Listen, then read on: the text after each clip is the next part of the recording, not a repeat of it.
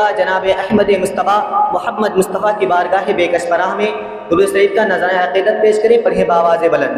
اللہ اور محمد صلی اللہ علیہ وسلم نحن بعد محمد صلی اللہ علیہ وسلم علیہ یا صلی اللہ تعالی علیہ وسلم۔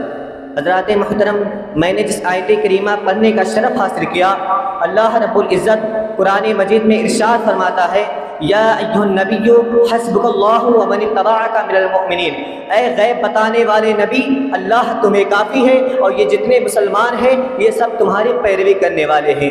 اجزان ملت اسلامیہ، حضرت عمر رضی اللہ تعالی عنہ کے والد کا نام خطاب ابن عبد العزا ہے اور والدہ کا نام عنتمہ بنت مغیرہ ہے، اور عنتمہ بنت مغیرہ کے بھائی کا نام ابو جہل ہے، کیونکہ ماموں اور بھانجا اب کہنا اچھا بھی نہیں لگتا، کیونکہ اس کے نام سے رسوائی کی بو آتی ہے۔ ہاں، کہنا ہے تو خلیفہ عادل کہیں، کہنا ہے خلیفہ رسول اعظم کہیں، کہنا ہے تو جانشین عالم کہیں، کہنا ہے نثار محمد اعظم کہیں، کہنا ہے تو خادم سیاح عرش اعظم کہیں، لیکن ماموں بھانجا نہ کہیں، کیونکہ اس کے نام سے رسوائی کی بو آتی ہے۔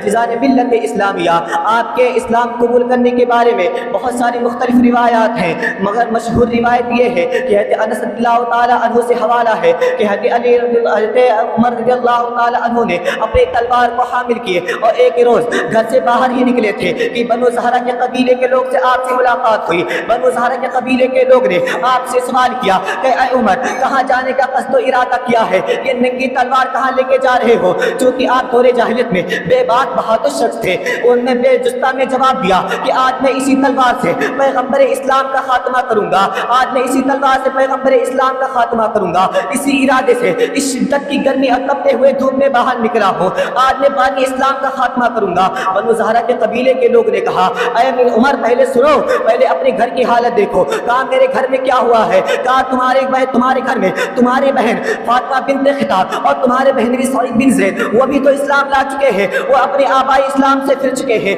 شاعر کہتا ہے، عمر چلے بہن کے گھر، یہ دل میں سوچ سوچ کر اڑائیں گے ہم ان کا سر جو ہے نبی کے دین پر۔ سنا ہے جب قرآن کو، خدا کے اس بیان کو، تو عمر نے بھی یہی کہا، نبی نبی نبی نبی۔ اجزان ملت اسلامیہ، یہ سن کر آپ نے ارادہ بدل دیا، آپ بارگاہ رسالت میں جانے کے بجائے اپنی بہن فاطمہ بنت خطاب کے گھر پہنچے اور یہ سوچ کر گئے کہ ان سے پہلے، محمد سے پہلے ان کا کام تمام کروں گا۔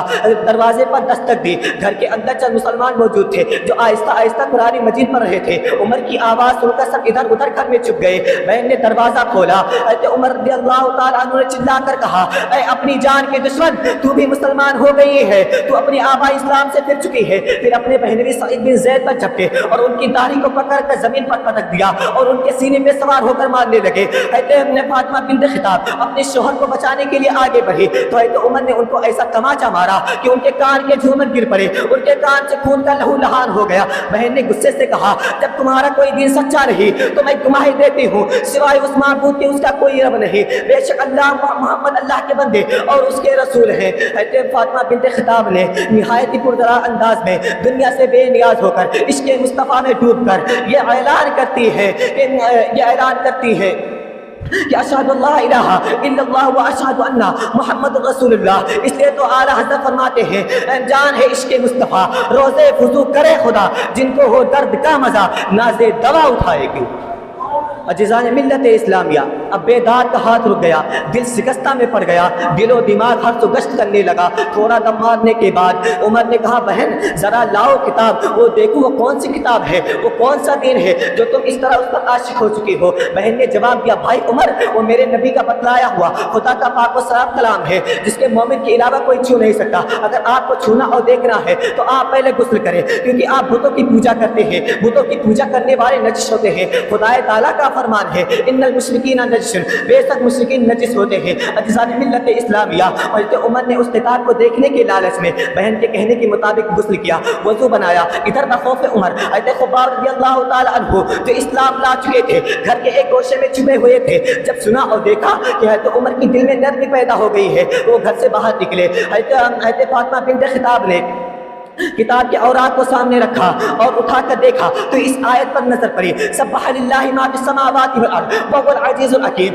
اس آیت کی ایک نظر صداقت کا تیر بن کر دل کی گہرائیوں میں پیوست ہوتا چلا گیا، اور نہ دل و دماغ کا اور جسم کا ایک ایک بال لرزنے لگا۔ جب دوسری آیت پر پہنچے تو آمنوا باللہ ورسولہ، تو بالکل بے قابو ہو کر بے اختیار پکار اٹھے، اشہد اللہ الہ الا اللہ واشہد ان محمد رسول اللہ۔ اس لیے تو شاعر کہتا ہے چلے عمر چلے قتل کو عمر، کہاں کسی نے روک کر، کہاں چلے ہو اور کدھر، مجاز کی ہوئے عرش پر، ذرا بہن کی لو خبر، فدا ہے وہ رسول پر، کہہ رہی ہے ہر گھڑی نبی نبی نبی نبی۔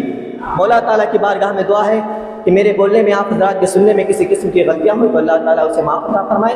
وما علینا الا البلاغ۔ السلام علیکم ورحمۃ اللہ۔